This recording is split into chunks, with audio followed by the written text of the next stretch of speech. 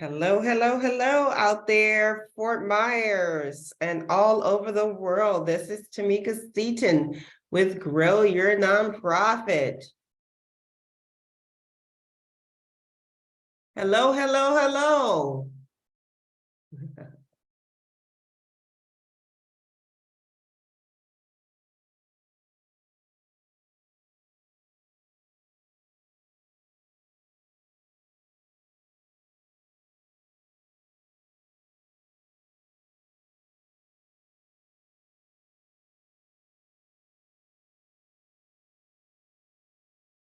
Hello, hello, hello. Thank you for joining us today for Grow Your Nonprofit virtual coffee and conversation. Who just joined us?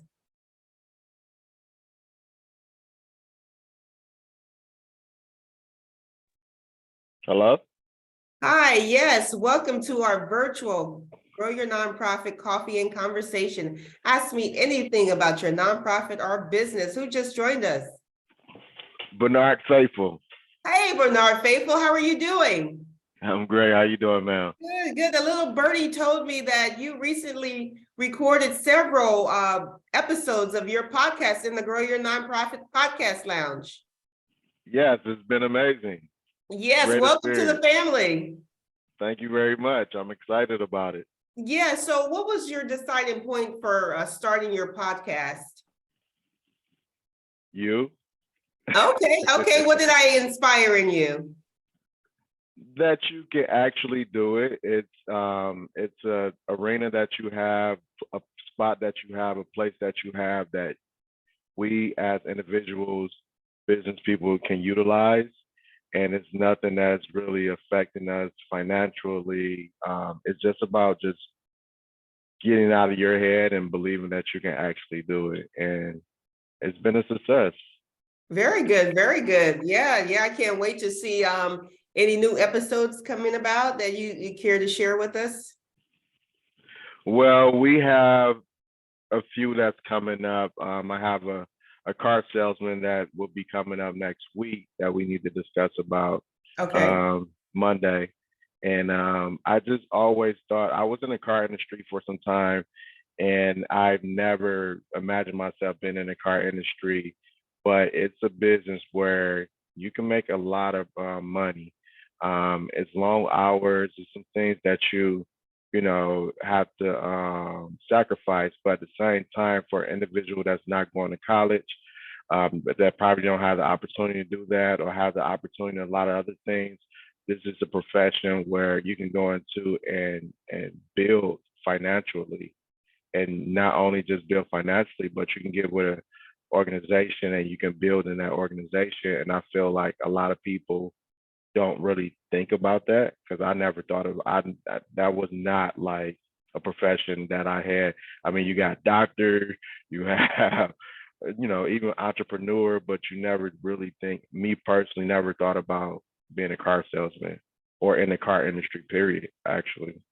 Right, right. Yeah, and it's kind of interesting how we find our way. I don't talk about it much, but after high school, I'm originally from Los Angeles, as you know. After high school, I was accepted to Cal State Los Angeles, and I just didn't think that I can do it. I didn't have no one. I'm the only one in my family who went to college. I ultimately went on to get my degree, but no one else in my family had a college education. So no one encouraged me to go, and you could do it. And I declined the offer, and I decided to go to beauty college. So I got my cosmetology license, and I did hair for about 3 years, and I got tired of standing on my feet and flip-flop customers.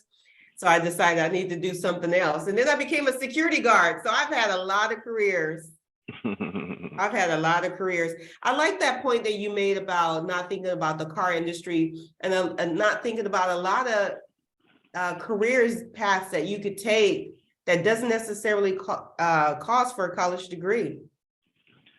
That's the biggest thing, because I was probably the only one in that industry at that dealership that actually had 2 degrees. Huh. And these individuals basically financially were stable, and I was barely able. I needed that job to become stable financially. And I was the one that had the 2 degrees. Huh. And then in this situation, it was, I learned a lot, and I was able to accomplish those goals that you have when you decide on the career that you want to go into. I mean, financially, professionally, moving up in the company, things like that. I was with the company for probably 8 months before I moved up to manager. Wow. And I was accomplishing goals that I've had for myself for a long time financially. I'm talking about money in the bank, savings account, 6 months emergency funds, all the above. Now, don't get me wrong, it wasn't just me sitting at the desk. It took everything that I've learned to be successful in that business. You know, um, all the above, from sports to working for the Department of Children and Families, all the way up into getting to that profession and being able to be successful because of all those things that I accomplished before getting there. So like you, I've had You just love talking to me, don't you, to me? yeah, because it's always interesting. I love picking people's brain who have substance and some background. But I think about my career and all the things I've done, from working for the county, working in the mayor's office, first being introduced to nonprofit and running 2 nonprofits as a CEO. But, and I didn't have experience doing any of those.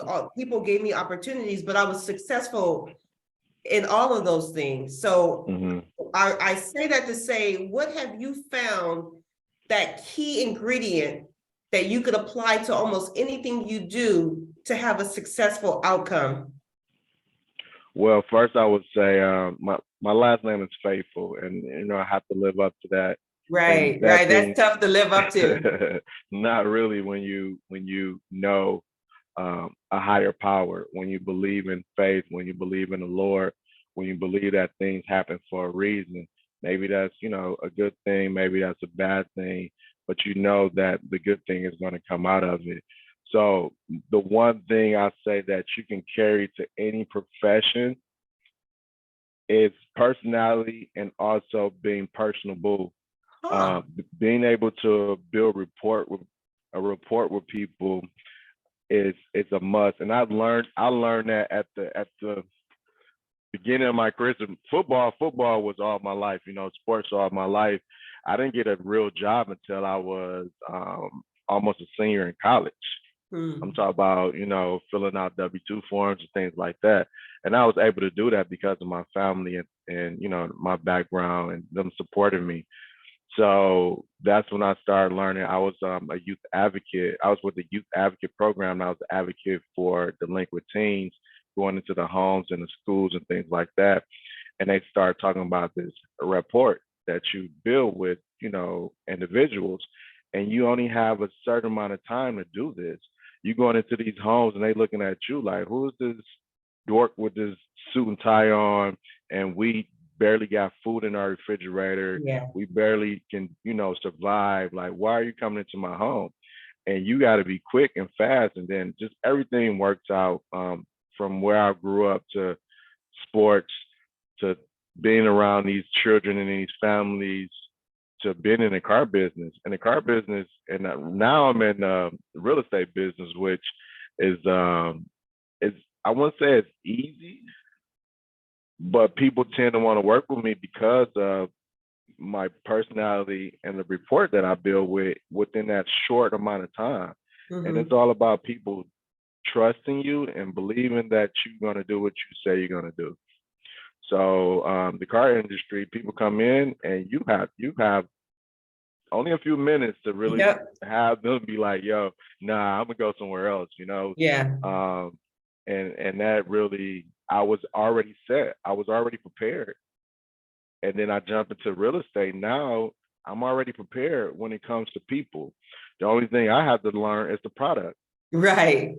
You know, Right. the only thing Right. you had to learn when every transition you did was the product. What you Right. need me to do this? Okay, well, then you learn it and you go from there. And Absolutely. yeah. Absolutely. I was also in banking. So I started off as a bank teller, then I was promoted to relationship manager, and I have a story.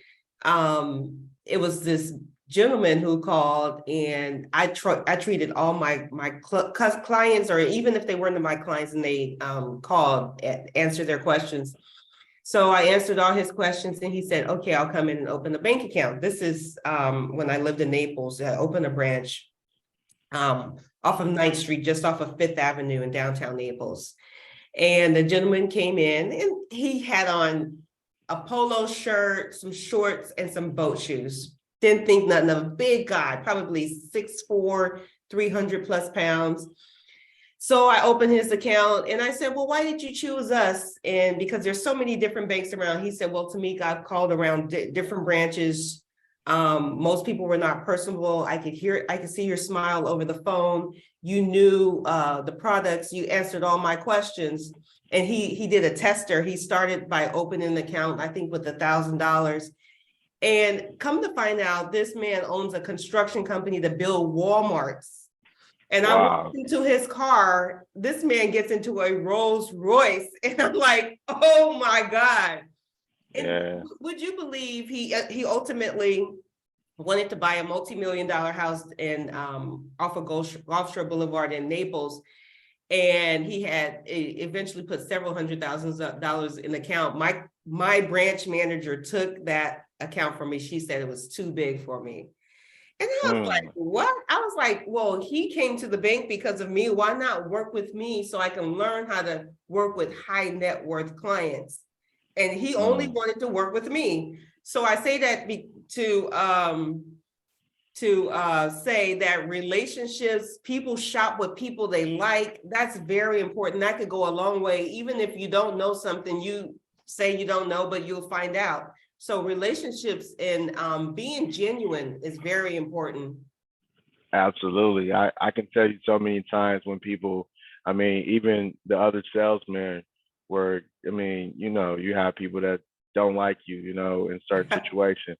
But even the managers and people come into the dealership be like, yeah, we're only going to work with Bernard, and that's a great feeling. But being a competitive thing, a lot of people kind of hated that, but it just happened like that. And maybe I'm not able to help you that day, but eventually, I got to a point where selling the car wasn't my biggest thing. Like, I just want a good customer. I just want to be around good people. And eventually, they'll buy a car because the market was super crazy. Like, the prices had went up. So there was a lot of people coming in that weren't purchasing vehicles. But if you got a good individual, a good family, or a good situation, it feels better than even actually selling a vehicle. Now, you do have to pay bills, but I had got to a point where, I was financially stable. And I'm like, yeah, I just want a good customer today, good people. Yeah. So how did you make that transition from the auto industry to real estate? And is this recent? When did you make that transition, and how long have you been in real estate? I honestly been in real estate on the 24th of November. It would be 5 months. Oh, okay. And a lot of people think I've been in the business for years.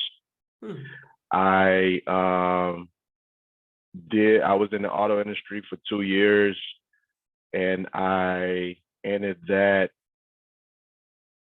May of 2022. Okay, And well, we just had another caller join us, Mr. Darrel Peters. How are you doing, Mr. Peters? Hey, I'm good. How's everyone doing this morning? Good, good. So we're talking about careers and relationship building. I know you've had a successful career in cybersecurity. Can you tell us what was your keys to success as you navigated your way in your career? Yeah, absolutely. So what I did was I just kind of stayed with it, from grade school, high school, college, and then additional training after that. I just, picked the one thing and just stuck with it. and you know, just kind of worked my way up the food chain in terms of experience and knowledge, and you know, surrounding myself with people with, you know, that already had the experience and the knowledge that I wanted, and just learn from them.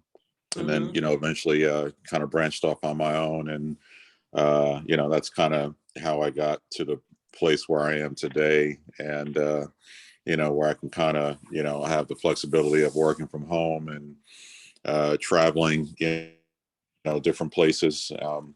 I've been, you know, probably, I don't know, maybe not half the country, but maybe about one third. You know, I've probably covered about 20 different, uh, maybe 15 or so different, 15, 16, 17 different states, including Hawaii, you know, that I've been sent to, you know, just on the company's dime.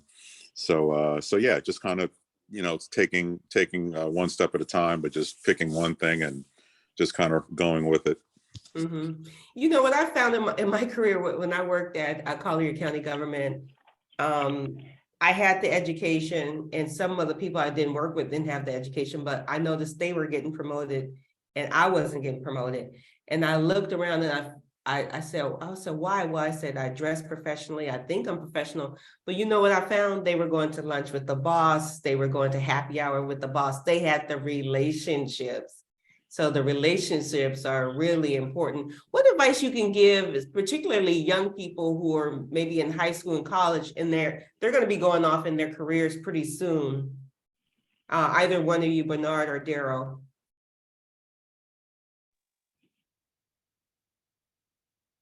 I would say just stay focused on what you want to accomplish. You know, again, you know, just pick one thing, concentrate on that, and you know, be the best that you can be at that particular in that particular field. And yeah, it's always a good thing to, you know, surround yourself, you know, with, if you're working for an organization or a company, it's always a good thing to be surround yourself near the leaders of those organizations.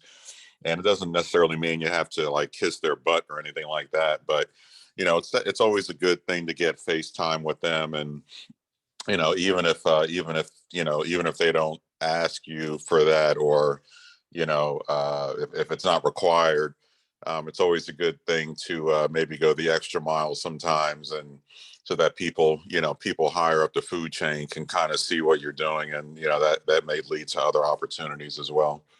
And you know, another thing that's very important is also not only having a relationship with your manager or your boss, but also sharing your goals with them. Because sometimes when they're in a room and they hear about opportunities, they may not know you're even interested in it if you don't express that to them. Bernard, would you share with us a time where you've expressed your goals to your manager and it was rewarding for you ultimately? I was the type of person that I thought that I can you hear me? Yes. That I can just work hard and then I'll just move up. And like you guys are saying, um, going to those lunches, telling the managers that you know you want to be a part of the team and you want to grow the business is, you know, it can get you further than just sitting there working hard every day and believing that they're just going to see you and move you up. Like you have to be articulate about the situation and you know come forward and letting them know that you know I want to be a part of the management team. I want to move up, but it's been several times. I mean, from sports onto business, where I've spoken to individuals and they see how determined I am, and they see how hard I work and the things that I do. It's like a no brainer. But I tend to pick my time and you know when I'm ready, I guess, and make sure that I don't cross my T's and dot my I's before I actually ask for it. So, but yeah, it's happened to me several times to open your mouth and ask for what you want, but at the same time, you're putting in the work where when you do ask, those individuals or those higher ups, this is a no brainer. Like, yeah, definitely, we want you to be that person. Mm-hmm. Um, our economy right now is sort of shaky here, specifically in Southwest Florida. We've recently experienced Hurricane Ian, Tropical Storm Nicole, and then of course the pandemic, which we're still licking our wounds from. What do you see this country like, say, in the next 5 years? In any one of you guys, Darrel, Bernard, where do you see things in the next 5 years? What should we as career and business owners be gearing up for in order to prepare ourselves? Because I'm all about, sustainability, creating multiple streams of income, and being recession proof. That's the word. Lately, that has been on my mind a lot. How do I be recession proof? Can any of you guys share strategies that someone could take to be recession proof for the future? Because things are only going to get more expensive. Housing is going to become even more unattainable for the average working class person, as well as our young people. And I worry about my children being able to afford homes. I don't have a lot of experience in this. I'm up there in age, but not not a lot of experience. So my thing is, and what I've heard from those individuals, like, and is that you talk to those higher ups, and when you're around those higher ups, they talk about certain things, and the things that they talk about is times that the economy falls. I mean, 2007, 2008, the Great Depression, things like that. So it's just a matter of time. Like they say about every 10 years, something like this happens. Yeah. So by you knowing that, and like, let's say myself, by me knowing that, like 10 years, 11 years, 8 years, I know that I need to start preparing, saving. And most of the people that do that or come up with some big profit, they are the ones that benefit from these recession times because they Right. have the money, they have the funds. Everyone else is so scared to do something because of the recession. So it's just a matter of just you realizing that it's going to come back around. It's not like we're not bulletproof anymore. We're not, recession proof. Like this is life. I mean, things happen, tragedies happen. So you have to be prepared, whether that's as simple as saving, or whether that's, we always talk about, certain things like protection, life insurance, have your business, your taxes and stuff in order, because it's going to come back around. Mm-hmm. Darrel, can you share with us some strategies that would be beneficial to, I guess, become recession proof, if you will? Yeah, I would say, not to have all of your eggs in one basket. Mm-hmm. It's good to have like a full-time job or gig, or, a full-time income, but it's also good to have other streams of income, whether that's, real estate or a side hustle, a side gig. I don't know what that could look like, but there's so many different things now. I mean, you've got things as small as, like, these DoorDash, Uber Eat delivery folks, and then all the way up to any other type of self-employed business where it's something that you can do on your own. Anything to bring in some additional income in case that main source of income disappears, because even a part-time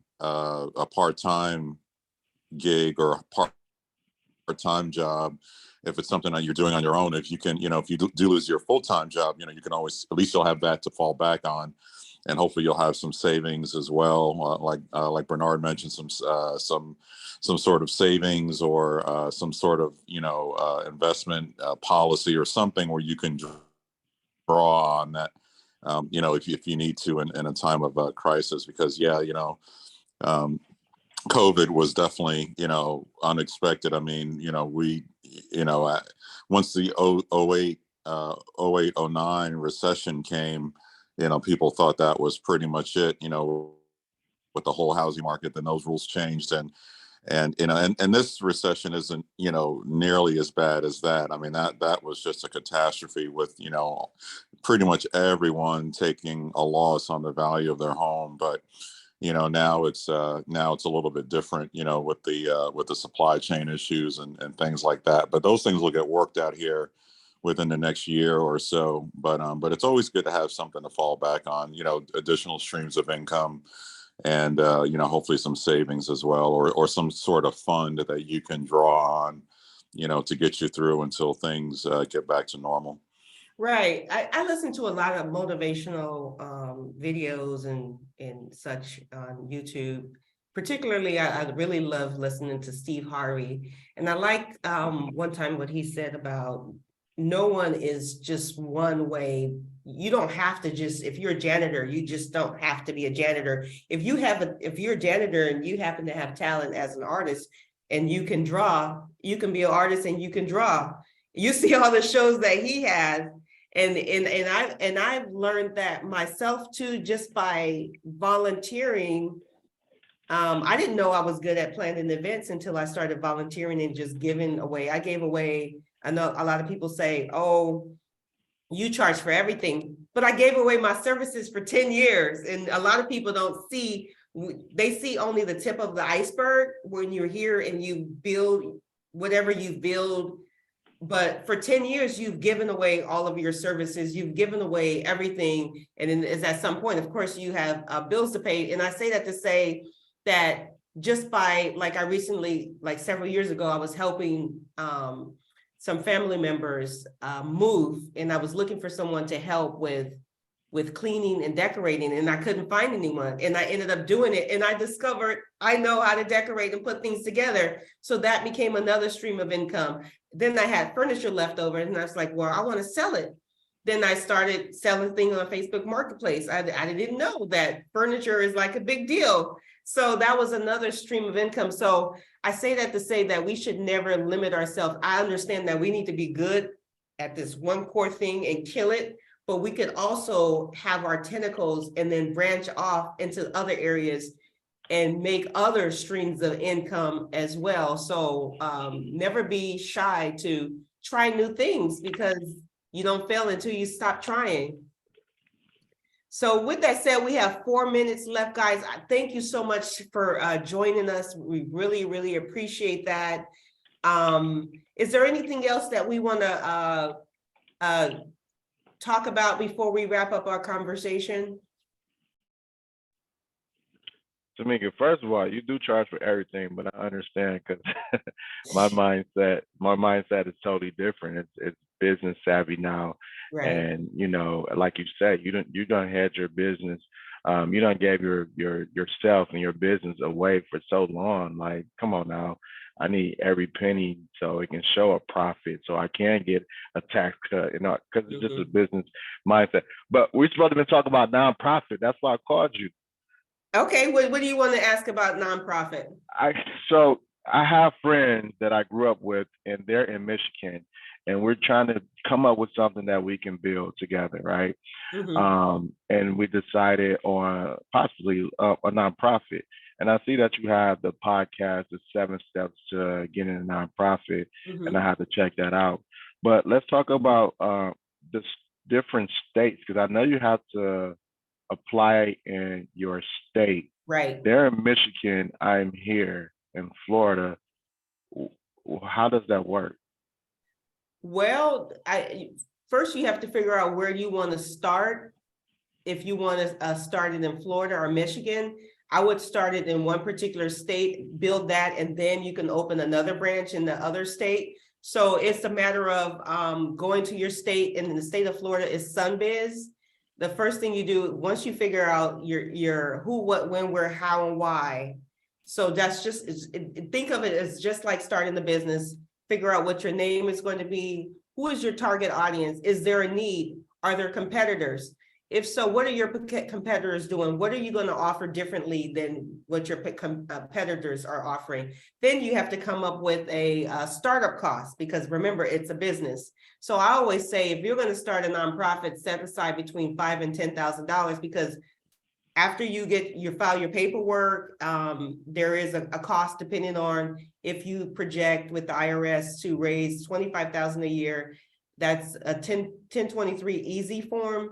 And that one is about a $200 But if you say the first year my nonprofit is going to raise more than 25,000, and then that's a long form where you complete more information, that's over $600 to complete. And you know, your EIN number, that stands for your employer identification number, that's free. But then you have to branding, you'd have to think about your website, your logo, your letterhead, and all of your pop-up banner, and what are you going to do? So after that, you definitely need a strategy plan. So that's your long-term and short-term goals, putting your board together, that's your board of directors, developing your bylaws. Your bylaws is basically your Bible as to how you're going to run your nonprofit. And I tell a lot of my clients, remember, when you start a nonprofit, no one owns a nonprofit. So you can't sell it. It's a public charity specifically to benefit the community. So I always let clients know that. And if you were to close a nonprofit, say if you had $1,000 left over and you utilize that for all of your expenses, you have to donate that to another nonprofit. You can't keep that for yourself. So nonprofits are highly regulated. And also, if you start a nonprofit and say you're the founder, and even if you put in the startup costs, your board can vote you out and give you the boot. So I let them know the ins and outs of the nonprofit. So when someone's deciding to start a nonprofit, I say, think about all of these things. Do you want to start a business and have a foundation, which is a nonprofit arm of that for-profit business? Or does it really make sense to have a nonprofit? Because there are a lot of dotting I's, crossing T's. When you have meetings, you have to have meeting minutes. You have to run your meeting minutes by Robert's Rules of Order. You have to file your annual taxes, which is called a 990. So there are a lot of things that people haven't thought about. So what I would recommend that you guys set up, I do a free 30-minute consultation. We can meet via Zoom and I can learn more about it. And then I'll provide you guys with a recommendation as to what I think you need. And then you guys can ultimately decide if you want to start a nonprofit or you start a business and have a foundation, which is the nonprofit arm of that business. Thank you very much. So let me ask you this real quick, and then we can get off. To have that 30-minute call with you, what should we prepare? What should we have? Your who, what, when, where, how, and why. So who, you want to start a nonprofit? What's the name of nonprofit, and who are you going to serve? So, okay, once you figure out who you're going to serve, who is that target audience? So we need to be very narrow and very specific. We want to serve at-risk youths from the ages of 15 to 18 and mentor them because maybe they didn't have fathers or they came from broken homes. So be very specific. And then know, are any other nonprofits out there doing that? If so, what is the missing gap in services? What is going to make you stand out from the crowd? Just like a business. What's going to make you stand out from the crowd? And then, okay, how are you going to do this? What kind of support you're going to have? So think about the type of board members you need, because you want board members who are going to financially give to your organization, go out and ask for money from other organizations, and be ambassadors for your organization to help you leverage.